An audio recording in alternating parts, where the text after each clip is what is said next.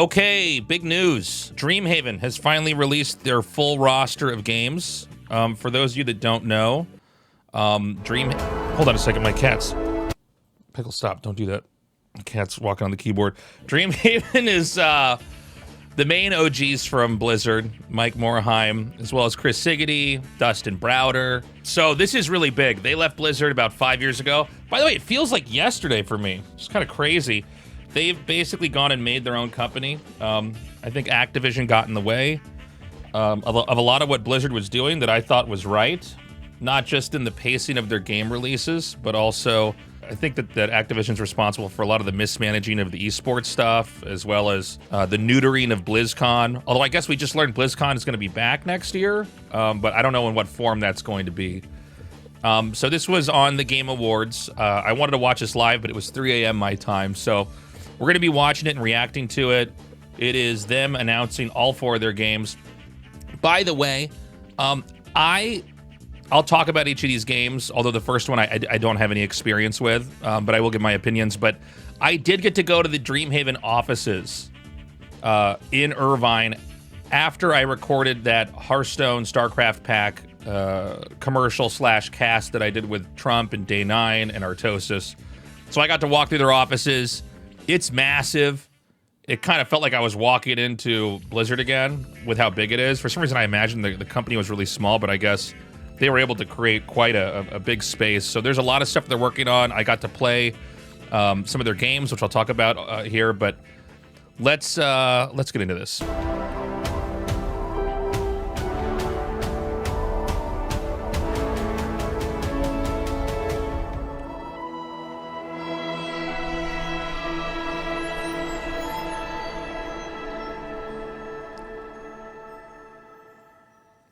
Hey everybody, it's Jeff Keighley and welcome to the Dreamhaven Showcase. Now what you just saw was a quick glimpse at 4 games that we're going to show you in the showcase today. And these are all titles from Dreamhaven, a new publisher and developer that was founded in 2020. And this is something new for us. The Game Awards is teaming up with Dreamhaven to give you a look at all these incredible new titles, including the global reveal of the new game from Moonshot Games, which is part of Dreamhaven, and it's a very exciting game. I've been waiting to show you for a while. That's coming up in a little bit. Now, even if you aren't familiar with the Dreamhaven name, I am sure you are familiar with some of the people behind the company. And joining me now is the co-founder of Dreamhaven, who's also, of course, the co-founder and former CEO of Blizzard Entertainment, Mike Morhaime. Mike, good to see you. Hi, Jeff. Great to be here with you. Let me ask you, why did you want to start Dreamhaven in the first place? Well, when I left Blizzard, I didn't know exactly what I wanted to do. And so my wife, Amy, and I spent a bunch of time just talking to people and brainstorming ideas. And we got to talking with a lot of folks that we loved working with in the past. They were also thinking about what they wanted to do next.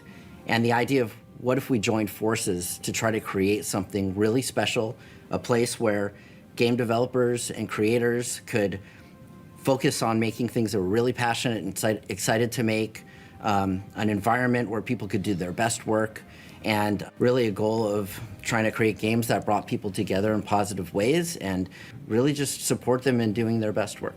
You mentioned internal teams, so just real quick probably here, wondering like, how big is this company? What's the? Is it a full-scale publisher? And so I got to, over time I've gotten to know Mike Morhaime really well. He was one of the first people, by the way, to get personal with you guys. I was starstruck meeting.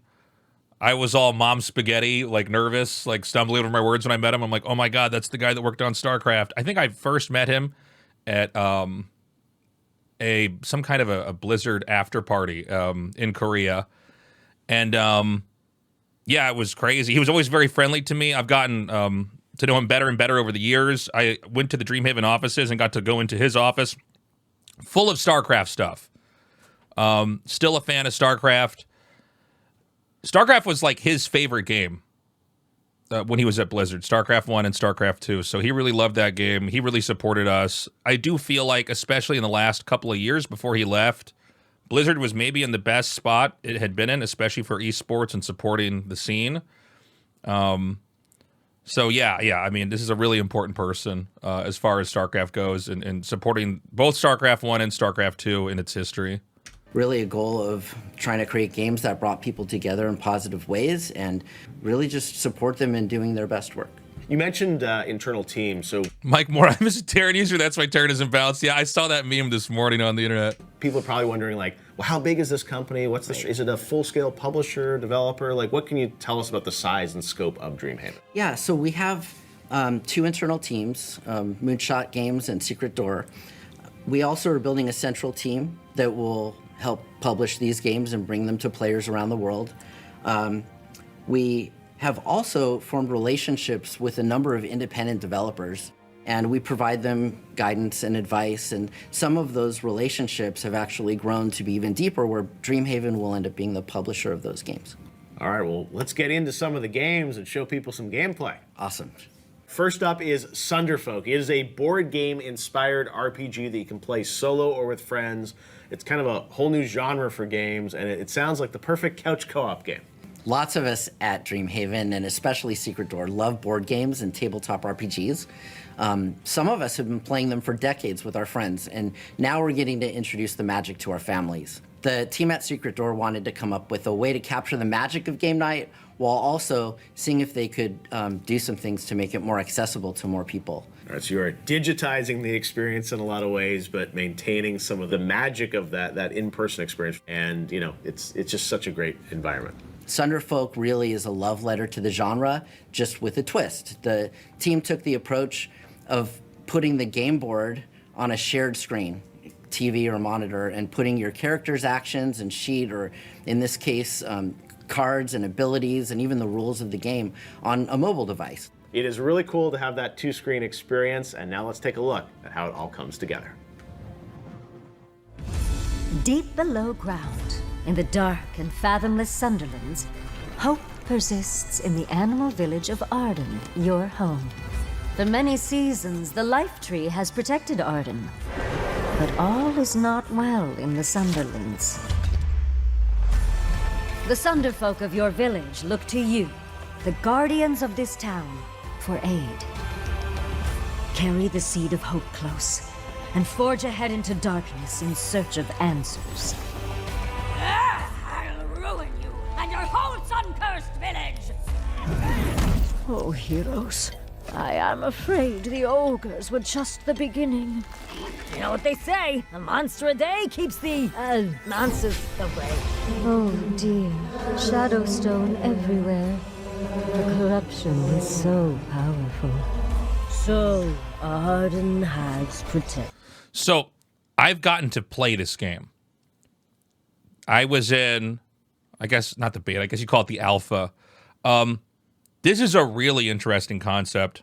I was pretty intrigued when I first saw this, when it was on YouTube before I had played it.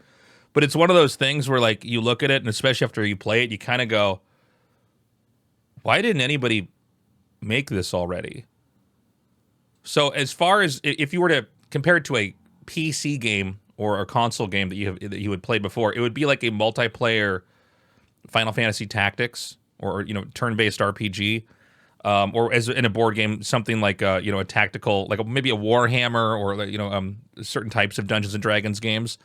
But you play it, you each get a phone, or your phone, I should say, and you control your character with your phone on a monitor, on a big screen TV. And I got to play this with my wife. It's really good. It's really sleek. It does really feel like a polished Blizzard game. I know it's not, it's not totally out yet, but when I played it, it felt really good. It's interesting, too. I saw somebody say, in YouTube chat say, so nerdier Jackbox. Basically, yeah. It's one of those things where you look at this and you go, why didn't anybody else do this? Like, everybody, like, have you ever, like, wanted, maybe we can relate to this more as being kids, but you ever wanted to play, like, at your friend's house, a third controller for Nintendo 64, but you didn't have the controller, right? You'd never have that problem with this game. Everybody has a phone now, so this is kind of a cool idea, and it's interesting because it's them pulling away from what I feel like all other games are doing, which is that, like, let's take fighting games. That was historically one of the most intimate gaming experiences because you'd be either in an arcade or at your friend's house next to each other playing. We've seen a divergence from that where everything's online now, which, by the way, that's great. I think it's good that we can, have hardcore gaming experiences with rollback netcode and clean gameplay from across the world. But it's interesting to see Dreamhaven pull everybody back into the living room with something like this, especially in a post-pandemic era where I feel like we're all more online than ever before. So this is a cool concept. Anyways, I'm gonna let this play a little bit more. Disappointing.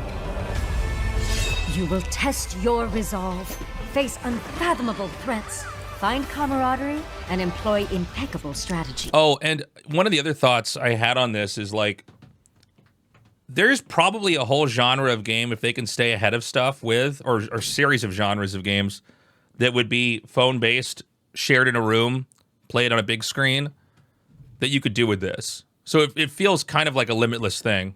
I would not be surprised if we had a phenomenon maybe a little bit similar to Hearthstone. Although I think Hearthstone, it's hard to match the size and scope of what that did. But what Hearthstone did is it basically perfectly digitized competitive card games. And speaking from my own experience, like my little brother was super into Magic, and I just wasn't into it as much as I was like a game, like a PC game or a console game or an arcade game, because I like the parameters of the rules of the game to inhibit me automatically, not like I have to memorize the rules. I guess unless it's a simple game like chess, which you can learn pretty quickly, right? But Hearthstone allowed me to basically sit down and really appreciate card games in a way I didn't have before. And if you guys remember, post the launch of Hearthstone, suddenly everything was a card game. It was definitely one of those, old school Blizzard moments where they made Warcraft and StarCraft and pretty much everything was an RTS for a while. Or their success with Diablo, and then dungeon crawlers were everywhere. So I'm curious how this does and where this goes, and how successful it'll be. I mean, it does feel like, especially after the pandemic, I don't know about you guys, I know people that just don't really go out anymore or don't get together as much, but it'll be interesting to see if this takes off, because I feel like there's a lot of potential. And again, the format of it is actually one where you could probably make a bunch of turn-based games. Like the late Jeff in Control Robinson, he loved Warhammer, and he was always telling me you should get involved and you should do it. And I was always kind of to go buy the figurines to paint them, or to pay somebody to paint them, or to just go to a place that had a board game set up. And then I was like, I don't know if I have the time, but if I could have something digitized like that in a more complex version like this, that would also be very appealing.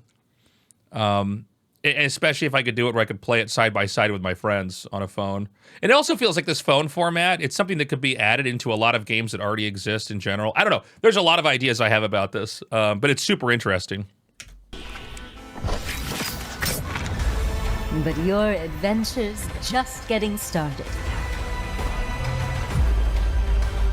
And like any good adventure, this one is best shared. So, one of the things I didn't understand when I first watched this, I thought this was like an app you put on your TV, but as far as I understand, it's what, PS5, Steam, Xbox, Nintendo Switch. So it looks like you would have to have a console to play this on TV. Unless you could get it maybe through a streaming service. I don't know if you could play this on... Do you guys notice there's games on Netflix and YouTube? I don't know. If they could get it on there or something like that, maybe that would be a good move for them too. Anyways, I got to try this a little bit. Very interesting. Very curious how it's received. Can you play without a phone? No. No, the whole idea is that you put an app on your phone, and it's almost like the phone is like the cards or that you would have, or the dice, or anything like that you would need in the board game. Blizzard actually is super hardcore into board games. My brother, because he's in California, has spent more time with a lot of the Blizzard OGs, but he was telling me they're really into board games, which kind of makes sense when you think, okay, these all these old school board games, whether they're competitive card games or Dungeons and Dragons role playing stuff, that is sort of the framework of what a game becomes. It kind of makes sense why they were so good at making games so early on. Anyways, continuing on. So not only is Sunderfolk coming out on April 23rd, you also have a first look demo that is available on GeForce Now today. That's right. The demo includes all of Sunderfolk's playable characters and game features, as well as the first few missions. Okay, great. Well, I'm looking forward to checking that out. And now we're going to move on to another game we actually announced last year at Gamescom Opening Night Live, even though people didn't know it was tied to Dreamhaven at the time. And we are talking, of course, about Lynked Banner of the Spark. Yep, So just right out of the gate, I don't know very much about this game. This is the kind of game I just haven't experienced. From what I understand, it's kind of similar to like Animal Crossing or Stardew Valley with a little bit more action. Anyways, I'll just let it play. Publishing Linked Banner of the Spark from a fantastic indie developer called FuzzyBot. For those of you that aren't familiar with Linked, it is probably the most charming robot apocalypse game out there. It's a lighthearted action game, but it also has town building elements in it. It's chaotic and cozy in all the right ways. Linked has a small and devoted community, and FuzzyBot has been adding a ton of new content over the last few months, and they're still planning on more. Check out this latest video for Linked that shows off the world and gameplay.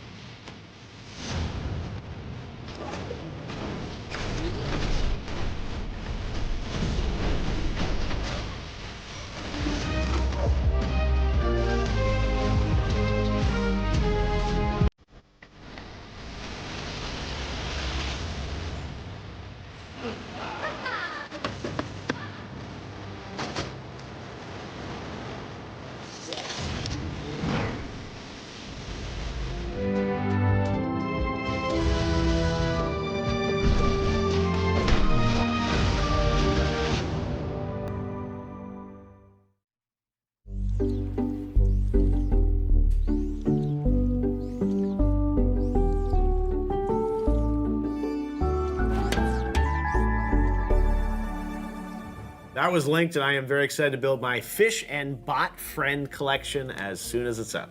Well, you'll be able to play on consoles soon, and for our Steam Early Access players, you can enjoy the brand new content patch today.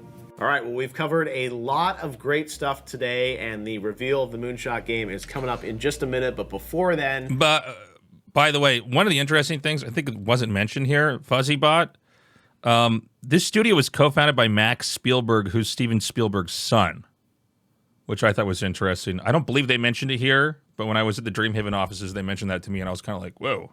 But these types of games, and I'm going to be totally transparent, I have not really played any games like this. I'm vaguely aware of the genre, but there's definitely a hardcore audience that likes specifically these types of games. So it's interesting for them to try to go for that that type of market. Like, one of the things that Blizzard did well in the past is they sort of figured out these, whether they were niche at the time or not, or not yet invented, they kind of went after these certain markets and captured them. So you got Sunderfolk, which is very experimental, even though it's rooted in kind of basic ideas like turn-based combat and role play. You've got that, but then you have something that they're going after that already has an audience that's a type of game that people kind of play for forever. Like, people that play Stardew Valley hardcore for a long period of time. So kind of an interesting move for them to go after that. Although, again, it's a genre I don't know a whole lot about. We have one more game to cover. And I hear this is a game that you actually heard about from players in the StarCraft community. Is that right, Mike? Yeah, one of my friends recommended that I check out this small indie game that launched last September. And after trying the game, I just fell in love with it. And through a stroke of luck, we had the chance to become their publisher. And well, it probably won't surprise you why we love it so much. All right, well, let's take a look at the trailer for Mechabellum. This is the one that impacts us, chat.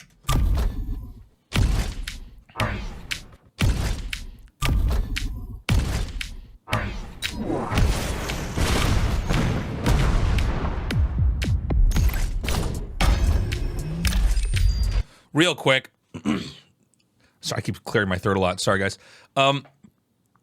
This game's out. You can play it. It's on Steam. So the first game we saw is developed, but that which Sunderfolk is developed by Dreamhaven.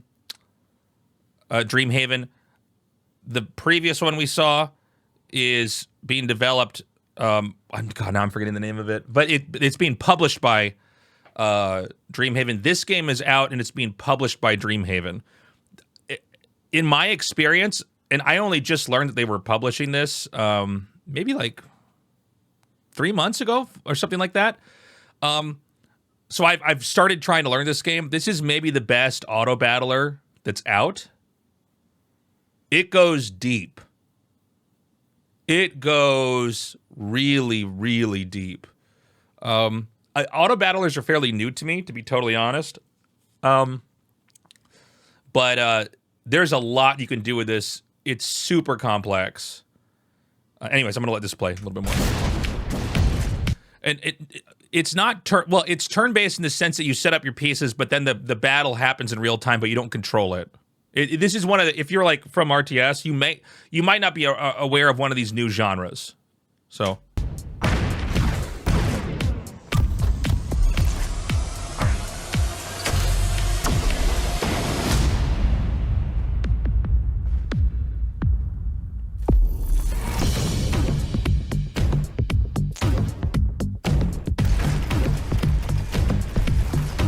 By the way, a lot of StarCraft people love this game.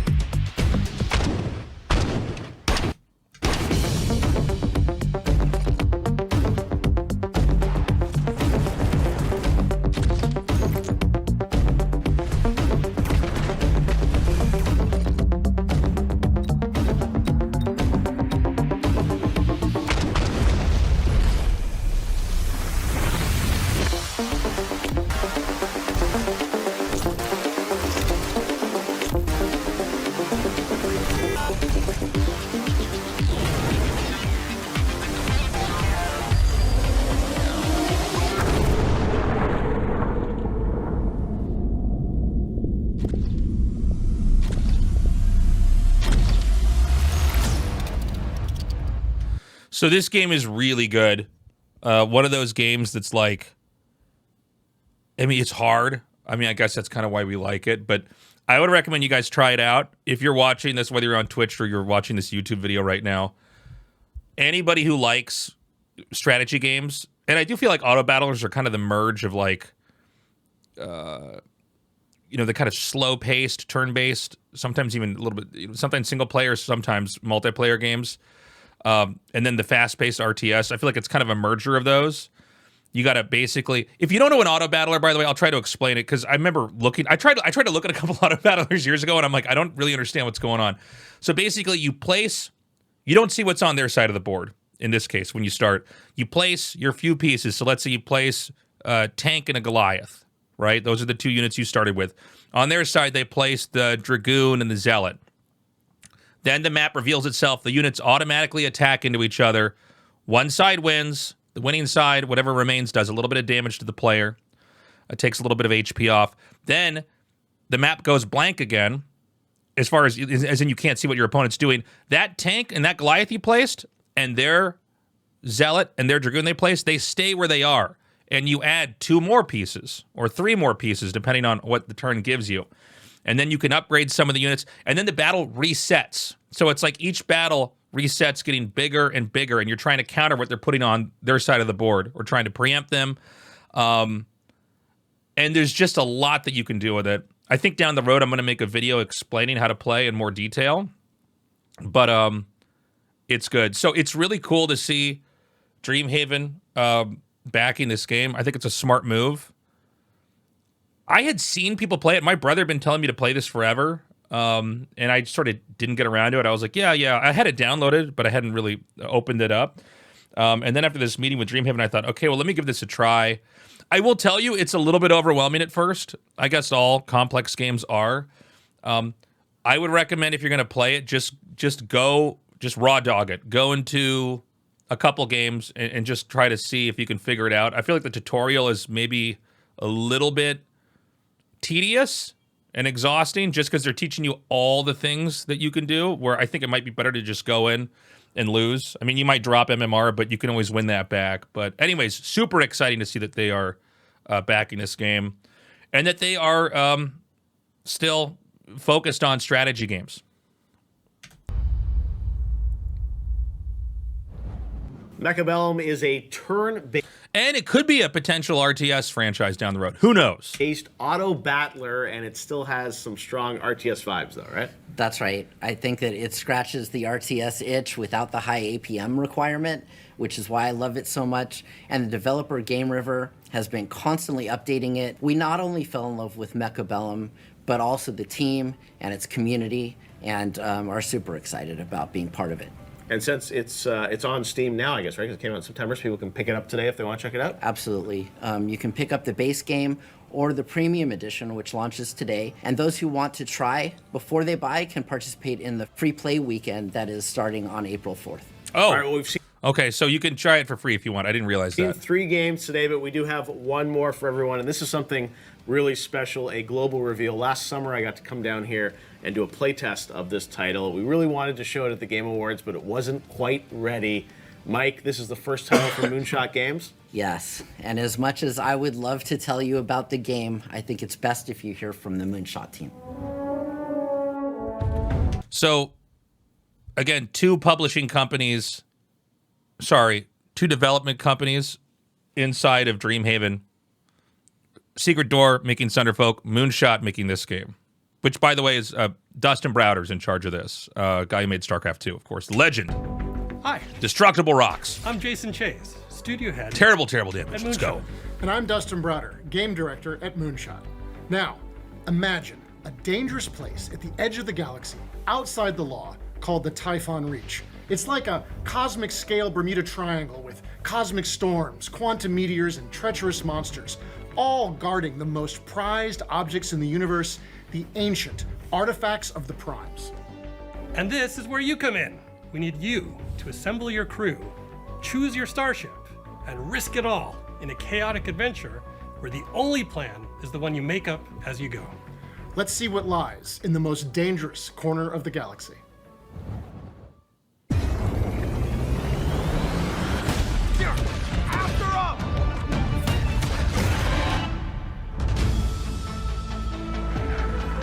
Welcome to the Reach, a vast realm of discovery and brutal explosions.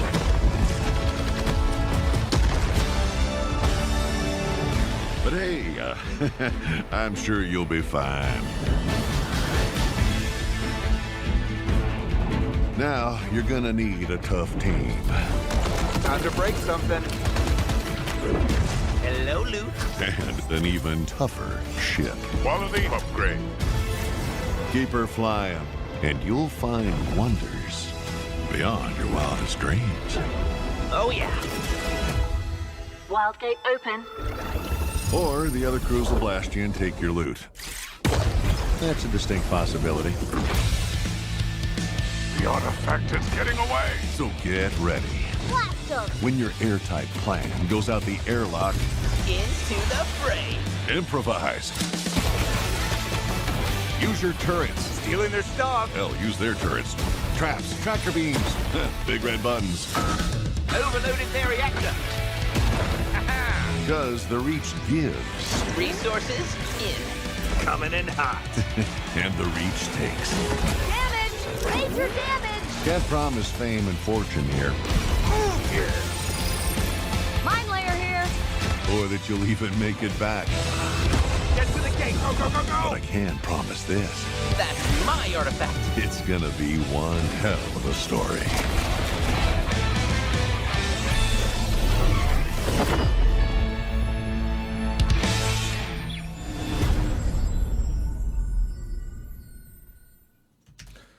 I saw chat say so, like a Sea of Thieves in space. Yes.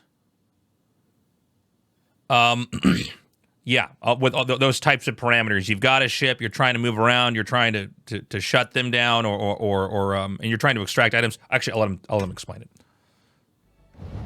Wildgate is a crew-based shooter that takes place in the far reaches of space, where 20 players across 5 ships face off to secure the valuable artifact and escape. Or you can choose violence and opt for an elimination win, working together with your fellow prospectors to destroy every other rival crew in the Reach through ship versus ship combat. And even if combat isn't your thing, there's tons to do and discover, as you and your crew will need to scout out and claim resources, as well as your path out of the Reach through a nearby Wildgate.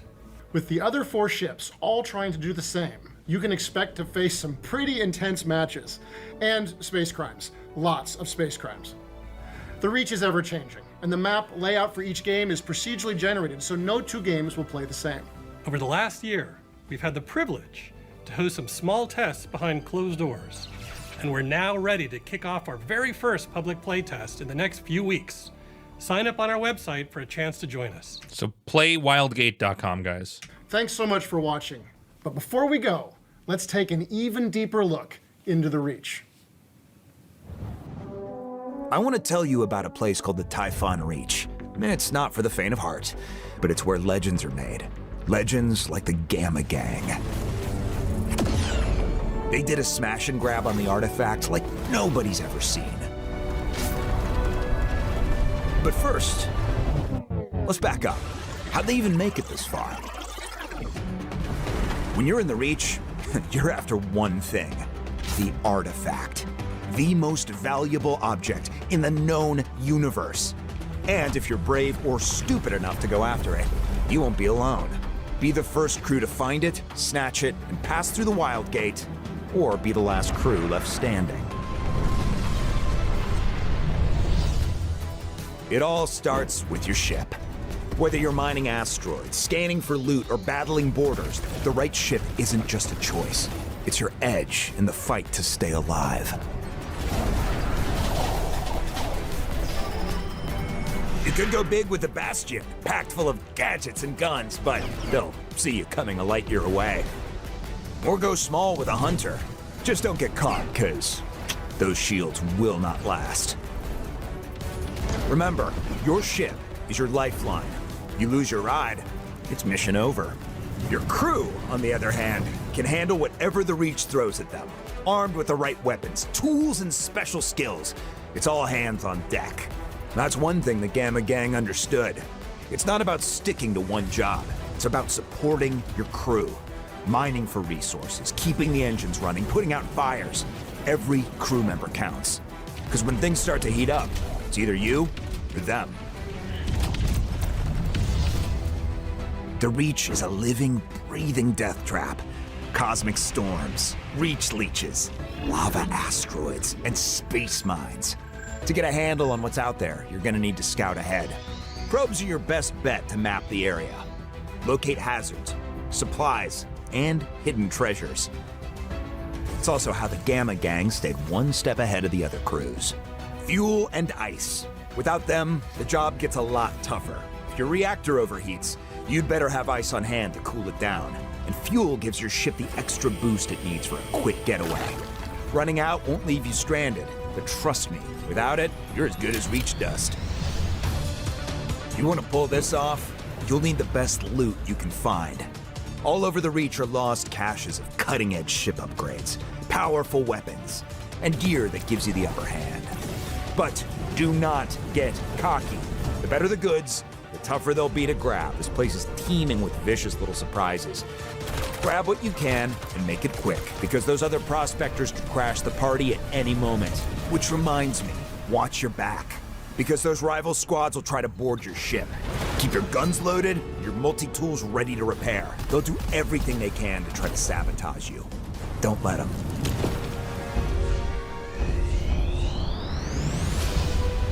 Now, back to the big score. The artifact. You never know where it'll pop up, or what kinds of hell you'll have to go through to get it. Many prospectors went in that day, but only the Gamma Gang came out. But it wasn't over yet. They made a mad dash for the Wildgate, and the other crews were hot on their tail. Which brings us back to here. Now, the Gamma Gang did make it to the Wildgate, but I never said they made it through. They had the guns, the fuel, the upgrades. The plan was perfect. Or so they thought. Because there was one thing they didn't expect. Me. That's the Reach, kid. I didn't play fair. And you don't have to either. Because out here, the only plan that counts is the one you make up on the fly. So, this is in the vein of a lot of games that have basically been really big successes. I think a lot of Dreamhaven's initial success is going to, if they're successful, is going to need to be propelled by this game, because this type of game is very popular. So some of you guys are saying Sea of Thieves in space. I think that's an apt comparison. There's an extraction element. I don't know if does Sea of Thieves have an extraction element? Helldivers, it reminds me a little bit of that, even though Helldivers is a lot more of you fighting the environment, but it's in the vein of a lot of these team games where you get in these kind of crazy situations. You're trying to get in somewhere and play the game a certain way and then get back out.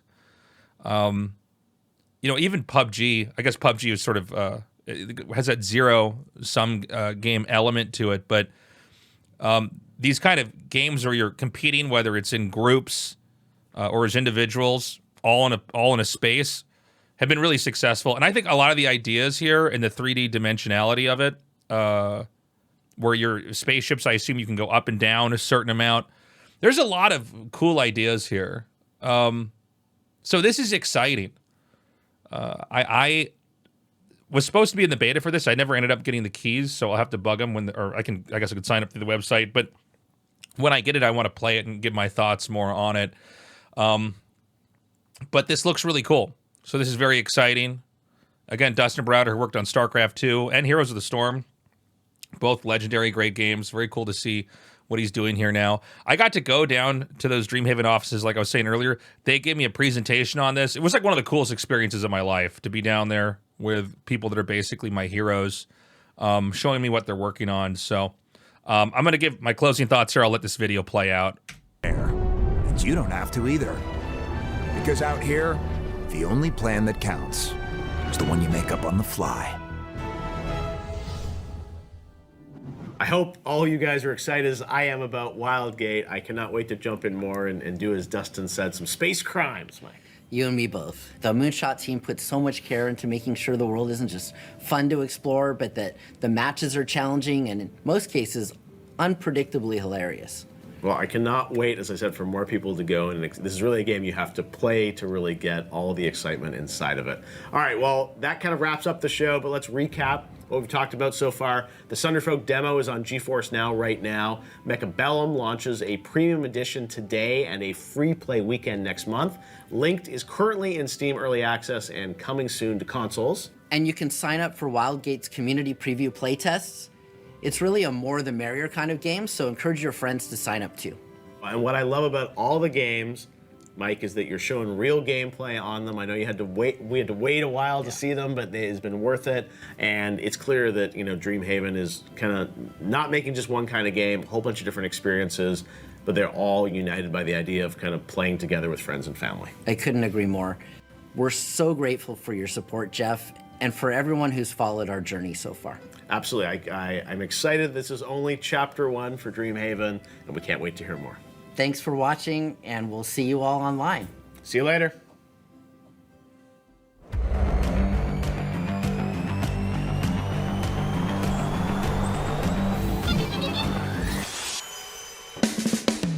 Wildgate open.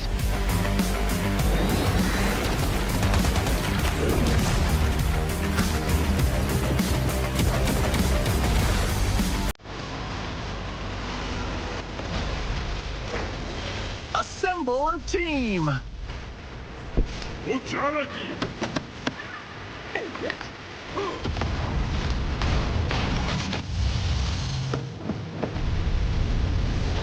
We stand a chance if we stay united in our efforts.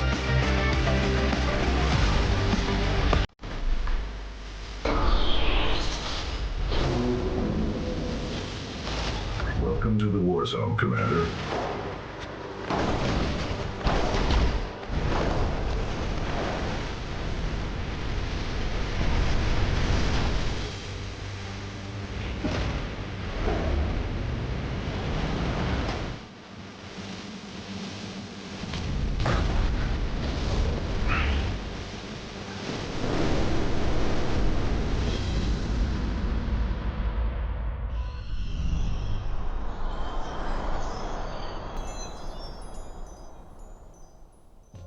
All right. Very exciting. It's interesting to see the portfolio of games they have. I think there's a lot of potential for each one. I'm going to be trying them out. Let me know in the comments what you think about each of these games, or if there's one that really stands out to you. Does seem like they're really going for a wide range of very different titles that are going to capture a bunch of different audiences, which is basically what old Blizzard did very effectively. They had a good run with RTSs, but then they also branched into this whole dungeon crawler world. They got MMOs down with World of Warcraft. They went into competitive card games. So I'm hoping that they really succeed with this, because as someone from a very niche game now, like RTS, it used to be the biggest game for a while. Now it's very niche. I hope that they can do more RTS stuff down the road as well. And by the way, if you're an RTS person, I do recommend Mechabellum. I've been playing it a lot. And it's a little intimidating. It's a little overwhelming, even as an RTS person. I do recommend going in and playing a couple games. Just raw dog it. Just go in and try it without knowing anything and see if you can figure it out. And yeah, I don't know. The future's exciting, man. Please like and subscribe. Check out my merch shop, tastelessreds.com. And you are always welcome to join me where I record these live with my community on Twitch or YouTube or all the other places where you can stream, because I'm multi-streaming all over the place. Have a good one. I hope to see you in a future video.